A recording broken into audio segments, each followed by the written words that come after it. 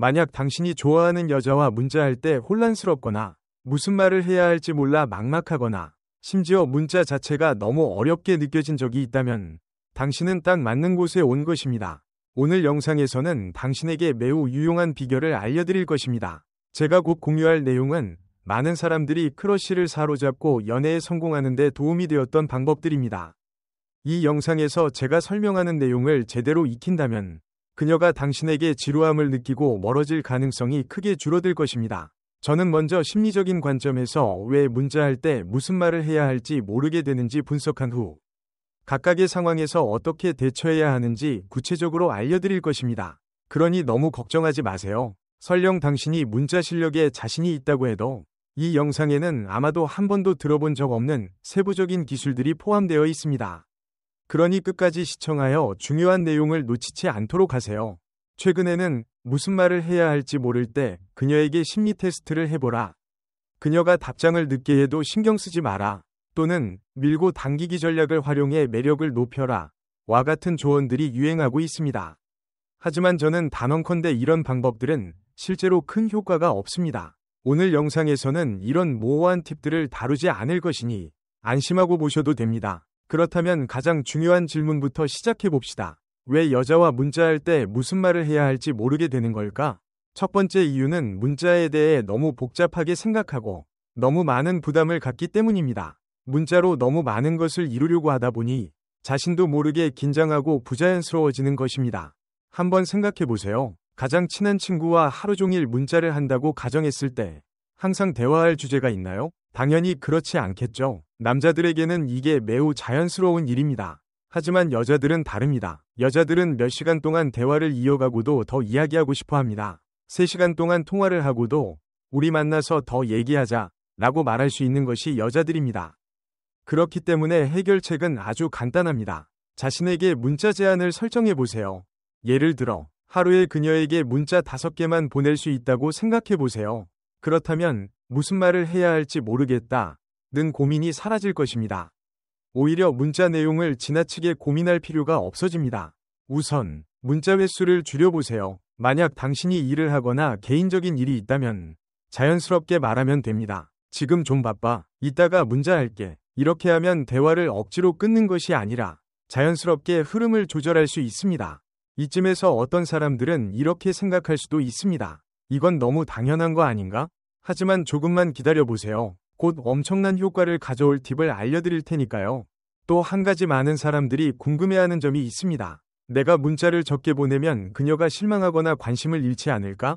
사실 그녀가 이미 당신에게 감정이 있다면 이런 부분이 중요할 수도 있습니다. 하지만 아직 알아가는 단계라면 오히려 적절한 거리감을 유지해야 관계가 자연스럽게 발전할 수 있습니다. 동양화가 서양화보다 특별하고 뛰어나다고 평가받는 이유 중 하나는 바로 여백의 미입니다. 그림에서 어떤 부분이 색칠되지 않았더라도 우리는 그 빈 공간을 보며 물이 흐르는 모습을 상상할 수 있습니다. 다시 말해, 여백은 단순히 내용이 부족한 것이 아니라 보는 사람이 자신의 상상력을 발휘하여 작품에 참여할 수 있는 열린 공간이기도 합니다. 이는 모든 디테일이 꽉 채워진 그림보다 더 깊은 몰입감을 만들어냅니다. 메시지 대화에서도 이 원칙은 그대로 적용됩니다. 모든 공백을 말로 채울 필요는 없습니다. 그녀가 당신을 상상할 수 있도록 공간을 남겨두세요. 그러면 그녀는 당신에게 더 관심을 갖고 궁금해할 것입니다. 반면 계속해서 메시지를 보내면 불필요한 말을 하게 될 수도 있고 오히려 그녀의 눈에 매력이 반감될 수도 있습니다. 하지만 여기서 단순히 메시지를 너무 많이 보내지 말고 자신의 삶에 집중하세요 라고만 말한다면 무책임한 연애 유튜버들과 다를 바 없겠죠. 그래서 지금부터 여자와 메시지를 주고받을 때 절대 대화 소재가 떨어지지 않는 4가지 구체적인 팁을 알려드리겠습니다. 팁 1. 할 말이 없을 땐 잠시 멈추고 나중에 다시 이어가라. 저는 예전에 할 말이 없으면 잠시 멈추고 나중에 다시 대화를 이어가라고 말한 적이 있습니다.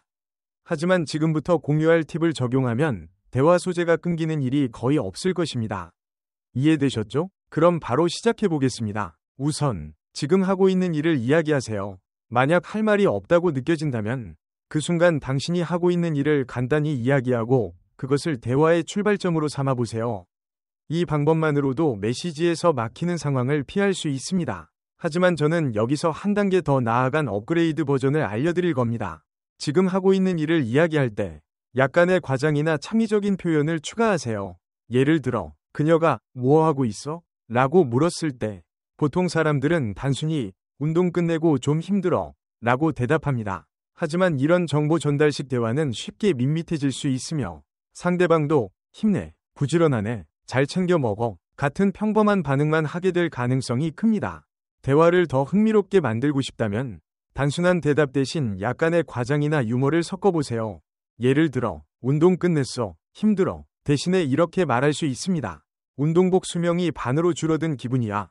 유머러스한 표현으로 인상 남기기. 이제 곧 아이언맨 될 것 같아. 조심해. 나한테 닿으면 다칠 수도 있어. 장난스럽게 분위기를 살리기 또는 평범한 경험도 더 재미있게 표현할 수 있습니다. 예를 들어, 맛집에서 음식을 먹었을 때 단순히 여기 음식 맛있다 라고 말하는 대신 이렇게 말하면 더 흥미롭게 전달할 수 있습니다. 여기 셰프, 최소 몇백 년 전통 비법을 가진 게 분명해. 자제하지 않으면 세 그릇 더 시켜버릴 뻔했어. 이처럼 조금의 창의적인 표현을 가미하면 대화가 훨씬 생동감 있어지고 상대방도 자연스럽게 더 궁금해하며 이야기를 이어가고 싶어질 것입니다. 다른 상황에서도 마찬가지입니다. 출근해야 할 때 단순히 일하러 가, 끝나면 연락할게 라고 보내는 대신 조금 더 재미있게 변형할 수 있습니다. 예를 들어, 돈 벌러 간다 라고 하면 좀 더 유쾌한 분위기를 만들 수 있죠. 또, 야근을 해야 해서 피곤할 때 피곤해 라고 단순히 말하는 것보다 내가 답장 없으면 경찰에 신고해줘. 사무실에 갇혔을지도 몰라 처럼 유머를 섞어 표현하면 훨씬 자연스럽고 친근한 대화가 될 수 있습니다. 약간의 과장이나 유머를 더하는 것은 단조로운 대화를 피할 뿐만 아니라 상대방과의 관계를 더욱 부드럽고 편안하게 만들어줍니다. 또한 대화를 흥미롭게 이어가는 또 다른 방법은 많은 사람들이 관심을 가지는 MBTI를 활용하는 것입니다. 메시지를 주고받거나 직접 대화할 때 단순히 MBTI가 뭐야? 라고 묻고 끝내는 것이 아니라 이를 이용해 재미있는 상호작용을 만들어 보세요. 예를 들어, 상대방의 MBTI 유형을 알게 된 후 그 특징을 기반으로 별명을 지어주거나 유머러스한 코멘트를 던지는 것입니다. 상대방이 ENFP라면 너 완전 폭발적인 에너지야. 사람들이 아이돌 MBTI라고 부르던데? 라고 장난칠 수 있습니다. 만약 상대방이 ESTP라면 이 유형은 사람 외모로 평가하는 경향이 있다던데 혹시 너도 얼굴 천재 팬이야? 같은 식으로 대화를 이끌어 나갈 수도 있습니다. 또 하나의 방법은 MBTI 빙고 게임을 활용하는 것입니다. 이는 대화를 길게 이어가는데 매우 효과적인 간단한 게임입니다. 인터넷에서 각 MBTI 유형별 빙고판을 찾아 상대방에게 보내보세요. 예를 들어, 상대방이 ENFP이고 빙고판에 이상한 유머 감각이 있다 라는 칸이 있다면 그 부분을 동그라미 치고 뭔가 이상한데? 라고 메시지를 보내보세요. 그러면 상대방은 자연스럽게 맞아. 나 좀 이상해 키키윽 라든가 아니야. 난 평범해. 같은 반응을 보일 것이고 이렇게 대화가 자연스럽게 이어질 수 있습니다. 재미있는 점은 한번 이야기했던 상대방의 특징을 이후에도 활용할 수 있다는 것입니다. 예를 들어, 너 이상한 유머 감각이 있다 라고 장난친 적이 있다면 며칠 후 상대방이 뭔가 특이한 이유로 웃고 있을 때 봐봐, 내가 말했잖아. 너 진짜 특이한 유머 감각이 있다니까 라고 다시 언급하면 자연스럽게 또 다른 대화로 이어질 수 있습니다. 이는 대화를 더욱 자연스럽고 매력적으로 유지할 수 있는 소소한 팁입니다. MBTI 빙고는 대화 소재가 없을 때 매우 유용한 주제가 될 수 있습니다. 어렵지 않게 사용할 수 있는 간단한 방법이면서도 대화를 억지스럽지 않게 자연스럽게 이어가게 해줍니다. 심지어 MBTI에 대해서 이야기하는 것만으로도 남녀 간의 색다른 연결고리를 만들 수 있습니다. MBTI 유형별 궁합에 대한 자료도 많으니 이를 캡처해서 대화 중 활용할 수도 있습니다. 예를 들어, 상대방이 ENFP라면 MBTI 궁합표를 찾아 캡처한 후 상대방에게 보내면서 우리 MBTI 조합 진짜 잘 맞는다고 나오네? 라고 이야기해보세요. 그러면 자연스럽게 서로의 성격에 대해 이야기하거나 장난스럽게 궁합을 따져보는 대화로 이어질 수 있습니다. 또 하나의 재미있는 플러팅 방법은 MBTI 궁합표에서 특정 유형을 동그라미 치고 봐봐. 우리 궁합 최고래 라고 보내는 것입니다. 예를 들어, 상대방이 ENFP이고 당신이 INTP라면 그냥 무심하게 우리 궁합 좋아 라고 말하는 것보다 두 유형의 궁합이 잘 맞는다는 점을 강조하면서 장난스럽게 접근하면 더욱 재미있고 매력적인 대화가 될 수 있습니다. 이런 식의 장난스러운 접근은 부담스럽지 않으면서도 상대방에게 자연스럽게 관심을 표현할 수 있는 좋은 방법입니다. MBTI 외에도 대화를 지루하지 않게 만드는 또 다른 방법은 이미지를 활용하는 것입니다. 단순히 문자로만 현재 하고 있는 일을 말하는 대신 사진을 찍어 유머러스한 코멘트와 함께 보내보세요. 이렇게 하면 감정을 더 생생하게 전달할 수 있을 뿐만 아니라 대화를 이어나갈 수 있는 요소도 자연스럽게 생깁니다. 예를 들어 밥을 먹고 있을 때 단순히 밥 먹고 있어 라고 보내는 대신 접시 사진을 찍고 참을 수 없어서 한 입 먼저 먹어버렸어 라고 말하면 훨씬 자연스럽고 친근한 대화가 됩니다. 한 번은 제가 혼자 죽을 먹고 있을 때 그 사진을 찍어 어떤 여자에게 보낸 적이 있습니다. 그런데 단순히 죽 먹고 있어 라고 하지 않고 이거 완전 한국 아저씨 입맛 아니야? 라고 덧붙였습니다. 그러자 음식 취향에 대한 새로운 대화가 자연스럽게 시작되었고 더 흥미로운 분위기로 이어졌죠. 만약 할 말이 없을 때는 사진을 활용하세요. 지금 하고 있는 일을 찍어서 창의적인 멘트와 함께 보내면 대화 소재가 끊길 걱정이 없습니다. 또 하나의 팁은 프로필 사진을 바꿀 때 이를 활용하는 방법입니다.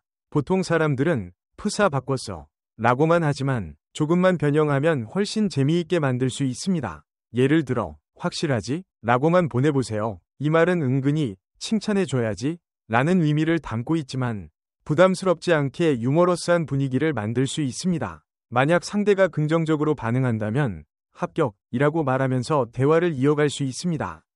반면 상대가 망설이거나 장난스럽게 반응하면 예비 합격만 해줄게 라고 장난스럽게 말해보세요. 이 방법의 장점은 한 번만 쓰고 끝나는 것이 아니라 나중에도 반복해서 사용할 수 있다는 것입니다. 처음에 프로필 사진을 바꿀 때 합격이나 예비 합격 같은 장난을 쳤다면 이후 다시 사진을 변경할 때도 같은 흐름을 이어갈 수 있습니다. 예를 들어 다음번에 상대방이 칭찬해주면 드디어 첫 정규 합격이네 라고 말할 수도 있죠. 이렇게 과거의 대화를 자연스럽게 이어가면 억지스럽지 않으면서도 계속 흥미로운 대화를 이어갈 수 있습니다. 오늘 소개한 4가지 방법을 기억하고 바로 적용해보세요. 하루 안에 혹은 며칠 안에 사용해보면 메시지를 보낼 때 무시당하는 일이 확 줄어드는 것을 경험할 수 있을 것입니다. 뿐만 아니라 이 방법들을 다른 장난이나 농담과 조합하면 더욱 유연하고 자연스럽게 대화를 이어갈 수 있습니다.